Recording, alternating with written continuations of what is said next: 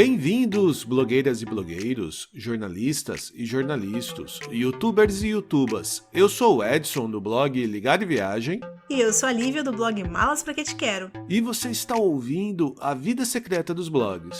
Em mais um episódio inédito de notícias comentadas. Olá, pessoal! Sejam todos bem-vindos de volta. Olá! Estamos de volta com mais um episódio de notícias em que a gente traz e comenta as novidades mais recentes e importantes da nossa área. É isso aí. E hoje nós vamos falar da notícia mais comentada das últimas semanas, que é a aquisição do Twitter pelo bilionário Elon Musk. Teve isso, né? Pois é, só se falou nisso quase, né? Sim. Mas nós também vamos repercutir os últimos movimentos das Big Techs em relação à chamada PL das fake news, as novidades para o mercado de podcasts no YouTube e Facebook, e claro, as últimas notícias sobre o Google, algoritmos e afins. Então, começando do começo mesmo, que é a grande notícia da venda do Twitter. No dia 14 de abril, Elon Musk fez uma oferta de 44 bilhões de dólares pelo controle total da companhia. Muita gente não acreditou que o negócio se concretizaria. Surgiram boatos de que o Twitter iria se movimentar para impedir a compra de todas as ações, mas por fim, no último dia 25, a direção da plataforma confirmou oficialmente ter aceitado a oferta. Vale dizer que a transação financeira de compra de fato ainda não foi concluída. Elon Musk parece estar neste momento vendendo algumas ações de outras companhias e agregando investidores para diminuir o impacto desta aquisição nas suas finanças pessoais. Mas podemos dizer que é improvável que ele recue após o acordo firmado. Sendo assim, ao que tudo indica, o Twitter deve em breve se tornar uma companhia 100% privada. E, diante desse cenário, muitas preocupações e boatos já surgiram a respeito dos rumos da plataforma, não é, Lívia? Pois é, surgiram, né? Acho que todos nós, assim, que temos algum conhecimento sobre quem é o Elon Musk, a gente tem algumas opiniões pessoais e talvez preocupações a respeito, né? O Elon Musk, para quem talvez não acompanhe, ele é um bilionário.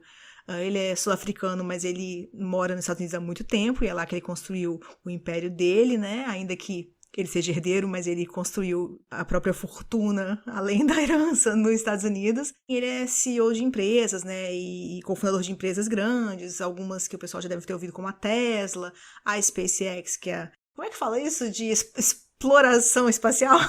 Enfim. Exploração espacial, sim, verdade. Mas o Musk, como é de se esperar, né? Ele é meio troll em redes sociais, né? Então veio de início logo essa preocupação de como uma pessoa que nas redes sociais sempre se comportou de um jeito, no mínimo, questionável, né? Adquirir uma das mídias em que as pessoas mais usam, especialmente é muito comum empresas usarem para se comunicar com seus consumidores, jornais usarem muito, né? Então, uma coisa meio complexa ali, e para quem não sabe do que eu tô falando em termos de opiniões do Musk, ele é um defensor muito ferrenho da tal, abre aspas, liberdade de expressão, fecha aspas, e eu falo com aspas porque todo mundo é defensor da liberdade de expressão, né? Só quem verbaliza muito isso ao extremo, provavelmente é alguém que quer passar do limite dela, que quer passar um pouco da questão dos direitos dos outros, né, das constituições e coisas assim. E aí esse é um dos principais medos e primeiros que todo mundo falou, é de que uma rede como o Twitter, que é uma rede que já não é das menos tóxicas, né? O Twitter já é um lugar que tem gente hater falando, gente atrás de nome falso, né? De robôs e mesmo grupo de pessoas coordenados que atacam outras pessoas. É uma rede que a gente sabe que, neste momento, a gente critica muito em relação a isso. O Twitter vem tomando algumas atitudes para melhorar um pouco isso, ou pelo menos para fazer a gente acreditar que estava melhorando. E aí ele é adquirido por alguém que aparentemente vai ir muito contra qualquer tipo de moderação de filtro ali, né, que seja contra discursos de ódio, comentários, né, que são criminosos ou coisa assim. Então, é uma coisa que está bem na pauta do dia, né, essa é a principal, primeira, eu acho. Mas tem outras coisas também que o Musk não poupou tweets esses últimos dias. Ele vem comentando coisas que ele sempre quis, ou que ele acha que vai pegar bem até para investidores, né? Para conseguir investidores para esse negócio agora, que são algumas ideias dessa plataforma que podem ser, a gente pode até discutir se são boas ou não, mas entre elas estão a verificação de autenticidade de usuários, que é uma crítica. Então, tipo assim, ele quer um pouco fazer esse meio do caminho. A gente reclama que tá um ambiente muito tóxico e que tem muitos hate e tudo mais. Ele fala, então, se todo mundo tiver que ser verificado, pelo menos a sua identidade, como acontece em plataformas tipo Facebook e algumas outras, isso seria minimizado. Então, ele é um defensor nesse momento disso, de os usuários terem que comprovar sua própria identidade. Outra defesa dele seria o fim dos anúncios na plataforma. Isso aí acho que vem de uma coisa da cabeça dele muito de quem tem empresas privadas há muito tempo, né, e tal, assim, criou suas próprias empresas. Então ele defende que essa seria a maneira do Twitter não ser tão sujeito à opinião de anunciantes, de forças externas, e pudesse ser mais regulado pelo próprio corpo diretor do Twitter, enfim, né? E é claro que isso aí é uma via de mão dupla. Ele fala de um jeito como se fosse tipo assim, menos anúncio para você usuário, menos interferência de mercado e tal, mas no final das contas mais poder na mão de quem manda no Twitter e não precisar prestar conta para ninguém sobre questões, justamente as polêmicas que eu falei antes e tipo de usuário que pode estar cometendo crimes ou indiscrições na plataforma, né? Mas enfim, ele defende que o Twitter vá avançar para menos ou nenhum anúncio, coisa que vamos ver como é que isso pode se concretizar, né? E ele falou também uma coisa que ele defende, a extensão do selo de verificados para todos os usuários que pagam o Twitter Blue, né? O Twitter Blue que é mais comum hoje em dia nos Estados Unidos, mas enfim, né, uma coisa mais recente do Twitter, que o pessoal paga para ter alguns recursos a mais, e essas pessoas teriam então direito àquele selo de verificado. Eu acho que isso é uma jogada meio de marketing para talvez ter mais usuários querendo pagar o Twitter Blue, porque ele vai ganhar um selinho que muita gente cobiça e hoje em dia de outras formas que ele é concedido, né? E, por fim, uma coisa que ele também tem falado é a coisa da monetização de tweets quando forem utilizados por websites. Então, a gente vê muito isso, né, acontecendo. Você vai ver uma notícia, ainda mais sites de entretenimento, né? Você vê notícias em que eles citam algum tweet e esse tweet está embedado no conteúdo do site. Então, ele vislumbra uma forma de quando um site embedar um tweet, até para comprovar que foi dito mesmo que eles estão falando que foi dito, ou para ilustrar a matéria, esse site pague algum valor para a pessoa que fez aquele tweet. E seria uma forma de monetização dentro do Twitter, que não tem muitas formas de monetização. Eu acho que de todos esses pontos que você comentou, Lívia, o que eu mais ouvi o pessoal discutir foi em relação a tal liberdade de expressão e mesmo a verificação de autenticidade dos usuários, né? Uhum. Porque isso acaba fugindo muito de tecnologia em si, que é a área de expertise do Elon Musk, né? Uma crítica que eu li e ouvi sobre isso é que de todas as plataformas que a gente tem hoje, Instagram, Facebook, até mesmo que você comentou que hoje a gente precisa fazer algumas verificações para criar usuários, né, nessas plataformas, no Twitter a gente tem mais liberdade. Então, um exemplo que deram, você tem um perfil que acaba divulgando ou acaba tweetando e compartilhando informações que é contra um governo autoritário, um governo ditatorial. Você vai ter que ter a verificação da pessoa responsável por aquilo, e se o ditador, né, o governador, a lei daquele país pedir que você informe quem é aquela pessoa, você vai ter que cumprir. Então existe toda uma discussão aí que eu acho que ele, como você comentou, ele acabou jogando para a plateia muito mais para tentar convencer acionistas, né, criar boas impressões da sua decisão de compra, do que ele realmente pensou como isso vai ser feito, né, como isso vai ser colocado na plataforma. Sim, eu acho sim. E assim, muita gente comenta isso de quanto que ele de fato pensou a fundo como que ele vai gerir isso ou não, pelos motivos mesmo que você está comentando. Algumas coisas não parecem muito simples de colocar em prática. Aí a gente questiona de outro lado assim, poxa, mas o cara vai investir essa grana toda, né, que é uma boa fatia da fortuna dele, nisso, sem estar com isso planejado, mas ao mesmo tempo, gente, eu não sou herdeiro, não sou bilionário, não sei como funciona a cabeça de bilionário, não acho impossível também, não é nossa expertise julgar aqui o que está na cabeça dele. Mas vem isso que você falou, assim, as outras partes que ele tá falando ali de ter selo, de colocar menos anúncios, monetizar de outras formas e tal, é algo que provavelmente ele tem uma equipe, ele conseguiria realmente avançar, tem uma visão de marketing e tal. A parte realmente que ele entra na parte de opinião pessoal, na parte de ideologia política e tudo mais, que eu acho que é a mais polêmica, delicada e que com certeza é mais baseada no que ele quer da vida e acredita do que no que de fato a gente precisa, no que a sociedade precisa, no que vai dar certo com os usuários. Então isso é um grande ponto de interrogação, né? Sim, verdade. Mas então, Lívia, assim, de todas estas suposições, ou quais mesmo você acha que teriam mais impacto para o usuário ou criador de conteúdo no Twitter? Eu acho que a gente acabou, enfim, entrando nisso um pouco, que realmente essa questão da liberdade de expressão ou não pode mudar muito ou piorar muito um ambiente que já era delicado, né, do Twitter. A gente já teve um movimento, assim que teve o anúncio do acordo, a gente já teve um movimento de volta, entre aspas, aí, de pessoas banidas, né, e de querendo de novo o perfil, gente que saiu justamente porque usava o Twitter de uma forma errada ou até criminosa, essas pessoas estão pedindo sua volta ao Twitter diretamente para o Elon Musk. A gente teve um movimento no Brasil, por exemplo, de políticos de direita, de um dia para o outro, ganhando um monte de seguidores, provavelmente falsos, mas uma coisa tipo assim, de fortalecer o Twitter. Ah, então agora a gente acredita no Twitter, vamos lá para aquela mídia, coisa assim. Assim, muito sintomático isso, não foi à toa, né? Então a gente vê sendo olhado com outros olhos. Como a gente está comentando, pode ser um pouco estratégia dele para o negócio, né, ter um burburinho em volta, mas acho que é de se temer sim, e acho que nisso os usuários terão um impacto para os usuários, né, que seria um ambiente ainda mais tóxico, ainda mais perigoso em certas medidas para certas minorias, por exemplo, né, ou para certos ativistas que deveriam ter uma voz no espaço público, podem estar acuados por trolls, por pessoas de oposições muito polarizadas e tudo mais, que a gente sabe que fazem grande barulho. Então tem isso, e as outras decisões todas ali que ele pode tomar em relação a gente ter ou não verificação de usuários, selo, poder ter selo, coisa assim, acho que vão ter impacto menor, mas eu acho que ele tá criando bem um burburinho a respeito do que vem aí pra galera ficar de olho e ficar por ali ainda, né? Só que eu acho que não dá pra gente cravar qual vai ser o movimento geral, se isso vai dar muito certo ou muito errado, acho que não dá. A nossa segunda notícia do dia é sobre a tal PL das fake news, mais especificamente a movimentação das Big Techs em relação a ela.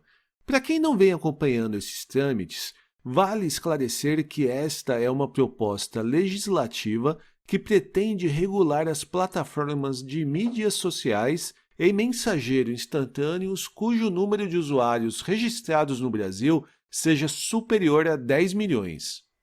Nesta terça-feira, dia 3 de maio, o presidente da Câmara dos Deputados, Arthur Lira, afirmou que a falta de entendimento comum sobre o conceito de fake news e grande pressão financeira das Big Techs vem atrapalhando o debate e a aprovação do projeto de lei.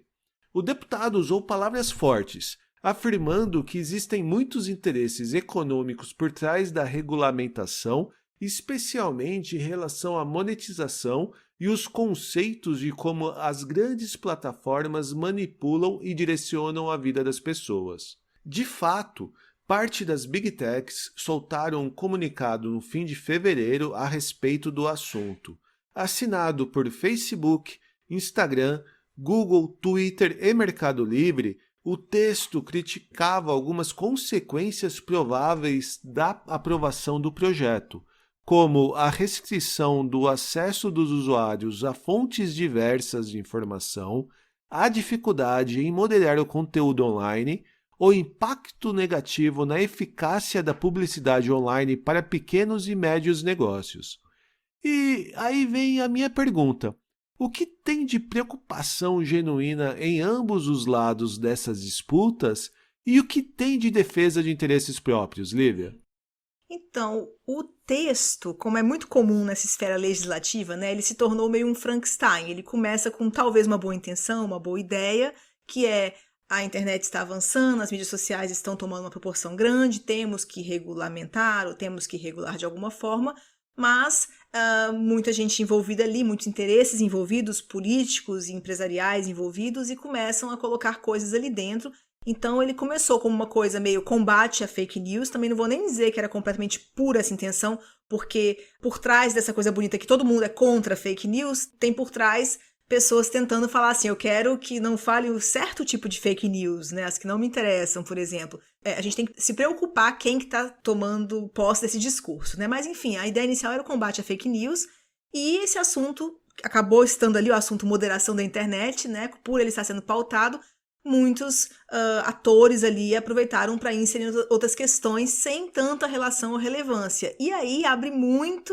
o espaço para ter questionamentos, porque aí entram coisas como uma frase que prejudica uma certa categoria ou uma certa mídia social. Isso vai ter reação desses atores aí e faz a coisa não ir para frente, né? Então, o texto da proposta, assim, vou falar bem por alto, porque senão é muito maçante, obviamente, né, e detalhado, mas por alto, ele versa sobre questões como as regras básicas para moderação de conteúdo nas redes sociais.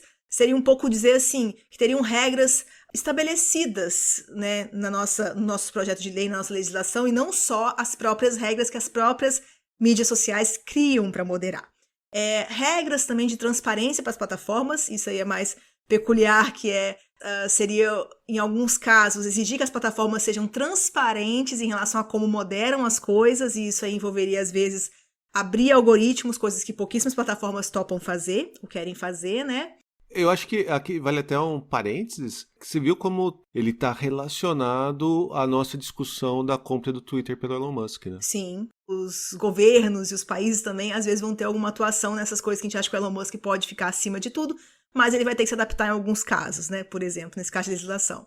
O texto ainda da proposta versa sobre mecanismos de investigação no ambiente de troca de mensagens criptografadas, que resumidamente seria dizer que as mensagens que a gente troca com as pessoas continuam sendo criptografadas, isso é importante para a segurança das informações que a gente troca, para a confiança do usuário, mas que fosse possível que quando houvesse judicialmente uma ação, né, uma permissão de quebra de sigilo, que essas mensagens possam ser analisadas, né? Também versa sobre o regime específico para ocupantes de cargos públicos, isso eu acho bem interessante e polêmico, porque começa falando sobre como que tem que ter clareza de quando um ocupante de cargo público está falando como uma autoridade online ou quando ele está falando como pessoa física, seria uma distinção disso, mas eu acho que apesar de parecer que é para organizar, é mais para ter essa brecha na lei, para eles poderem falar, tipo assim, não, aquilo ali eu falei como pessoa física, não foi no meu cargo, não posso ser recriminado de ter falado uma coisa.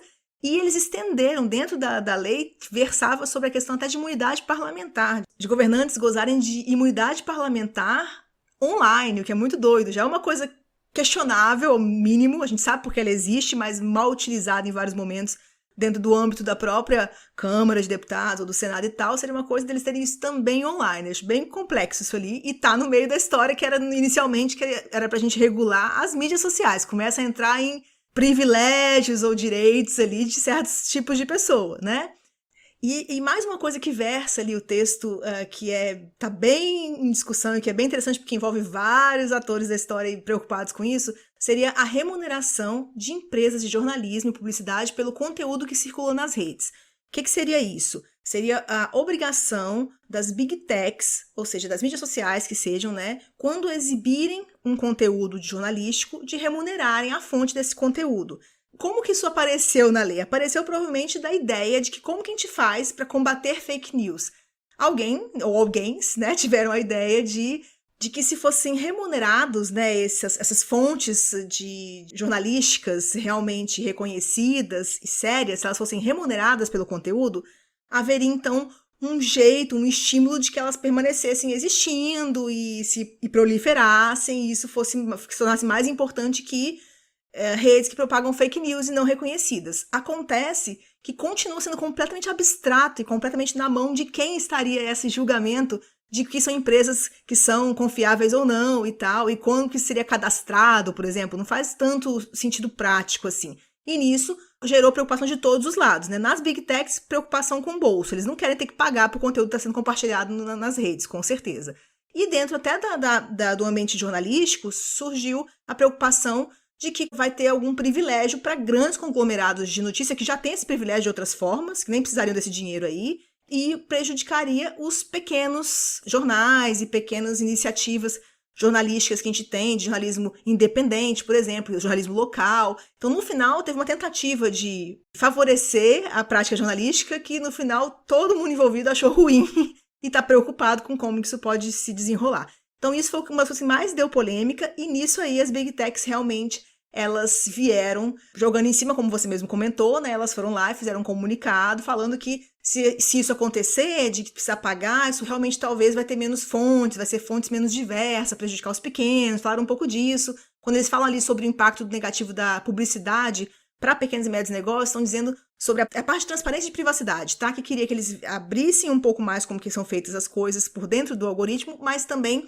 que eles usassem menos informações dos usuários para fazer o direcionamento das publicidades, né, que é o nosso conteúdo programático que hoje a gente tanto conhece na internet. Só que isso já é gerido pelo tal do GDPR, que ficou em discussão tantos anos, né, e agora já tem um acordo sobre isso e tal. Então, realmente, esse Frankenstein que eu te falei que se tornou o projeto de lei faz ter entrado ali coisas que parecem que estão tentando passar por cima de leis que a gente acabou de discutir por tantos anos e que foram aprovadas finalmente e tal.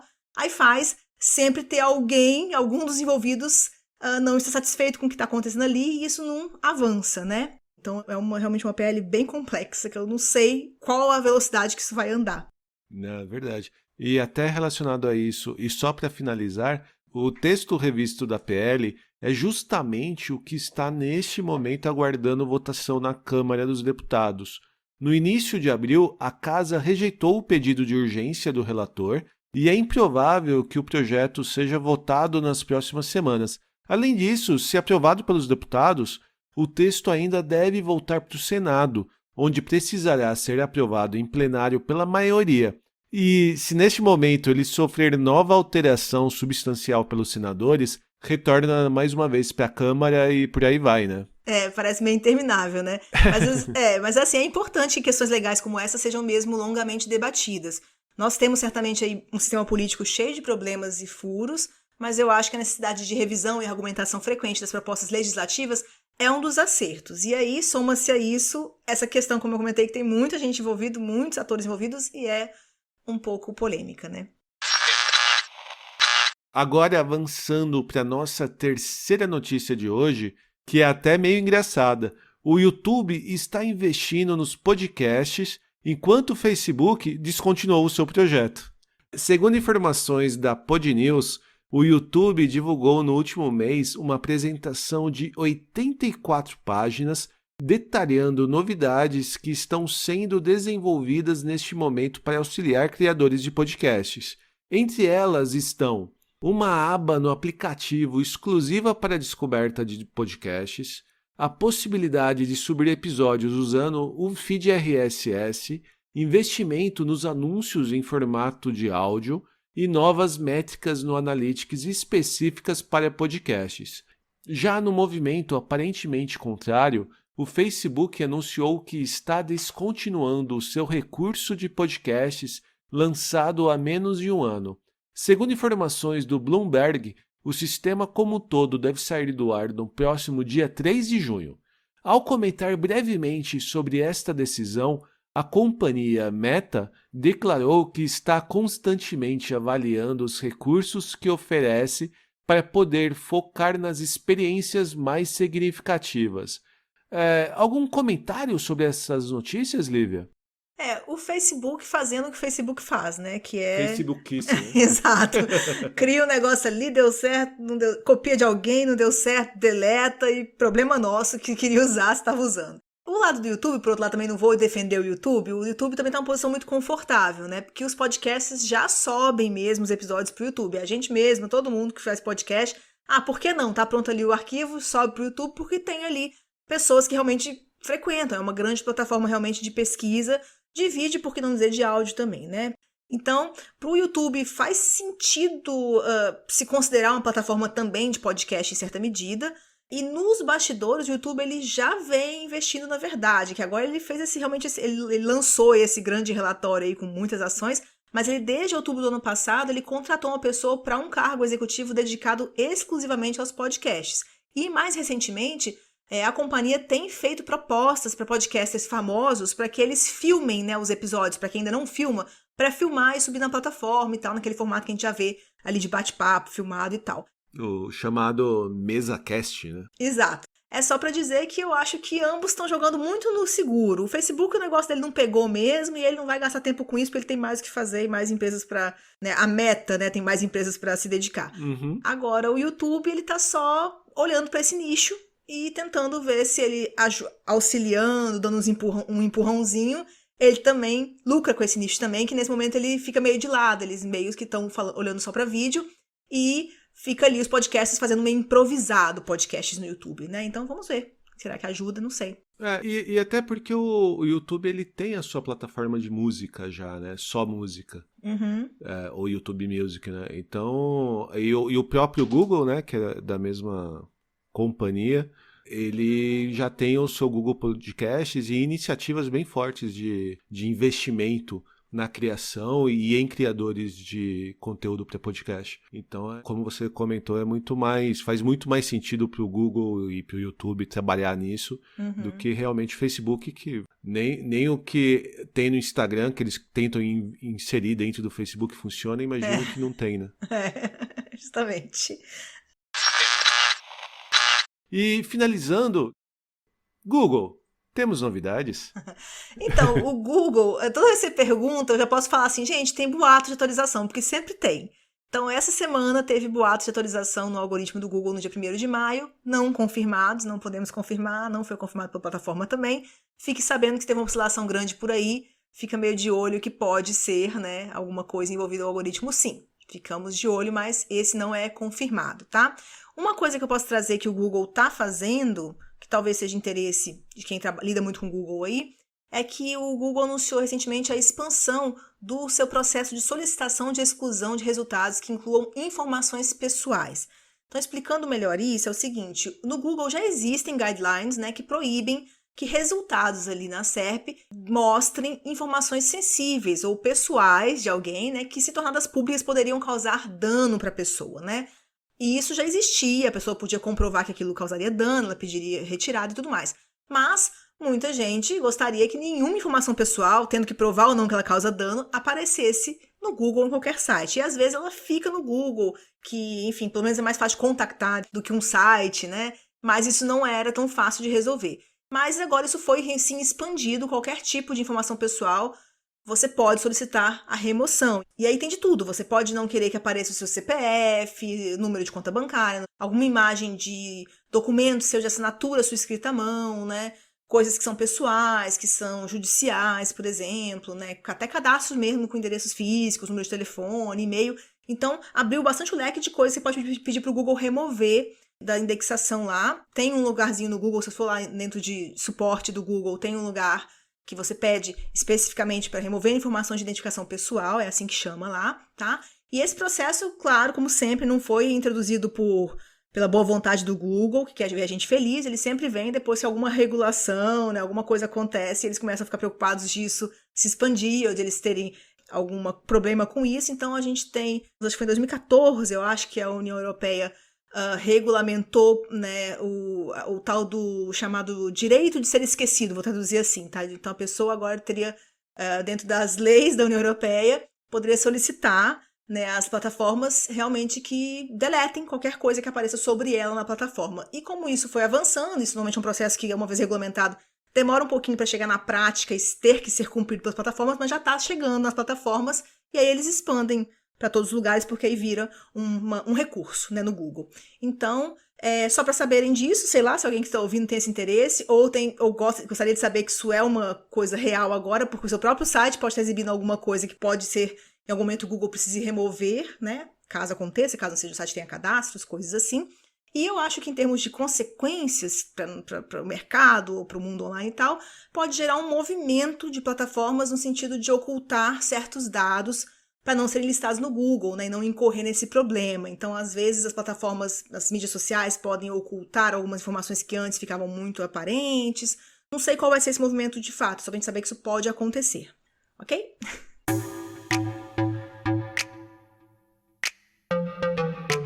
Este foi mais um episódio do podcast A Vida Secreta dos Blogs.